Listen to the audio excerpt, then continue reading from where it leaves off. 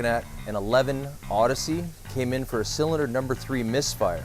Cause on this one, excessive oil going past the rings on the piston, up into the compression chamber, fouling the spark plug, not allowing spark to ignite the fuel mixture.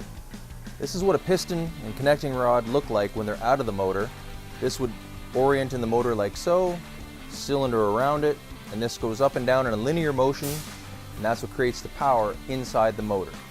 This is what your engine will look like when they get pulled apart to repair this. This is number 3 piston.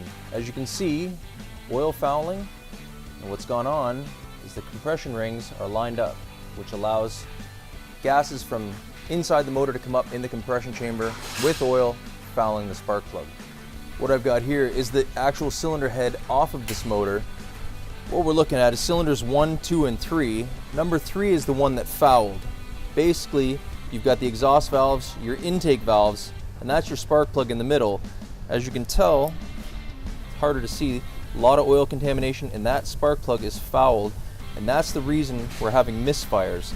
The piston would sit right underneath that, just like that, and go up and down. That's what's happening inside the motor. The piston has several jobs inside the motor.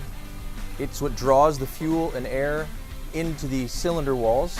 When it's going down, it creates a vacuum, pulls the air in. When it goes back up, it compresses the air and fuel mixture. When the spark plug fires the air fuel mixture, it is pushed down, creating a linear force onto the crankshaft, and the crankshaft then turns it into a rotational force into the transmission. The reason we know this engine had the problem with the piston rings was when the spark plug fouls with oil. There's only 2 ways engine oil can get inside the cylinder. It's through the valve system, which these don't have a problem with, and it's through the rings, which we know 1 in 100 or so cars does have a problem with. And that's how we knew to bring this motor apart and put the piston rings on the pistons. This is now the underside of the motor. What we're looking at, this piece is the crankshaft. Attached to the crankshaft are the connecting rods. This journal is where number 2 piston would be attached to. And I was saying about the pistons going up and down, this crankshaft actually spins in a circular motion. The pistons are linear up and down. So when the pistons create power, it puts the linear force into the crankshaft, which turns it into a rotational force, which actually spins the torque converter and the flywheel by the front of the transmission. And that's how you get power from the engine into the transmission. This vehicle came in with a misfire, stuttering motor, engine light on, traction and BSA light on.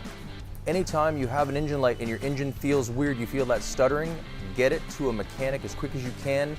A stuttering misfire will cause damage to the motor and especially to the catalytic system, because you're putting raw fuel and sometimes oil into those catalytic converters, which will cause them to fail at about $1,100 a pop. You do not want that to happen. Engine light on, get to a mechanic, get it repaired.